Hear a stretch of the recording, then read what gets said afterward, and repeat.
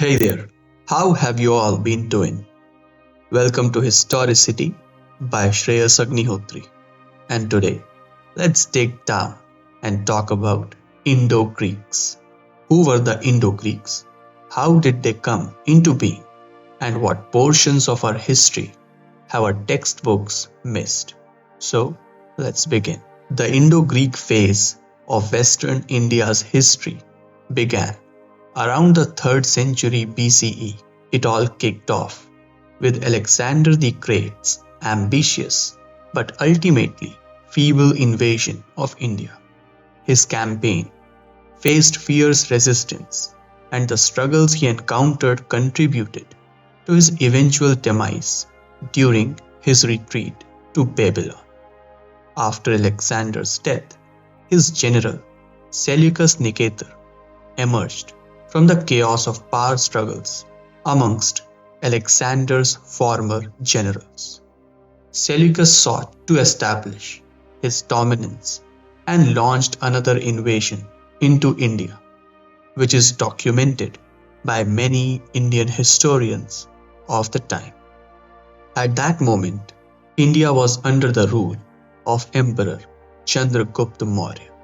Seleucus Nicator advanced into the regions of western India, including parts of modern-day Afghanistan and Punjab. Initially, there were skirmishes between his forces and those of Chandragupta. However, rather than continuing their conflict, the two leaders eventually sought a path to peace. In a strategic move, Chandragupta agreed to marry Seleucus's daughter, creating a familial bond that transformed them from adversaries into allies. As a gesture of goodwill, Chandragupta gifted Seleucus 500 war elephants, which proved instrumental in establishing a significant empire in Western Asia, stretching across present-day Iran and Central Asia. The Seleucid Empire was established.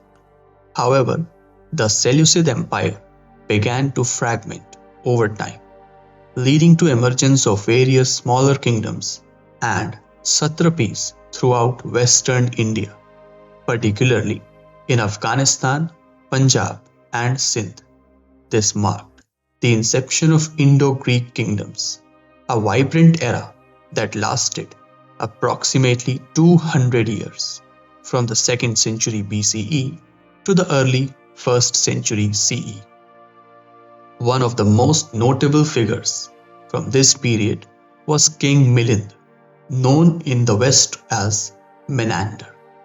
Milind was an Indo-Greek king who not only established a significant realm but also embraced the Indian culture and philosophy. He was well versed in Indian history, the Veds, and various schools of thought, including Mimamsa, Sankhya, and Yoga.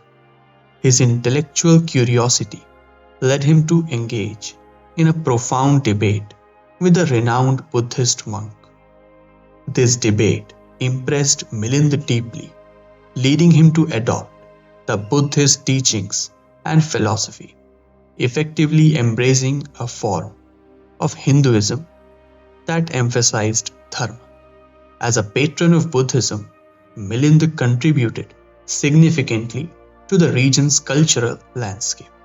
He was not only an accomplished military leader, but also a generous supporter of the arts and architecture. His patronage extended as far as east as Bihar, where the stupas and sculptures inspired by his reign can still be found today. Now, as for the end of the Indo-Greek era, it came about due to the invasions from the north, specifically the incursions of the Scythians throughout the Khyber Pass and into Punjab. These invasions ultimately dismantled the Indo-Greek dominion.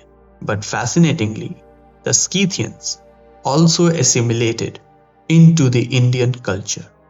Many people in the Western India today may even trace their ancestry back to a blend of Greek and Scythian heritage. Following the Scythians, the Kushans invaded, further intertwining with Indian society and giving rise to some of the greatest emperors of the era. The Indo-Greek period is a rich, tumultuous chapter of our history that remains largely unexamined in mainstream discourse, and I encourage you to explore this fascinating era further. Thanks for watching Historicity. Shreyas Agnihotri signing off.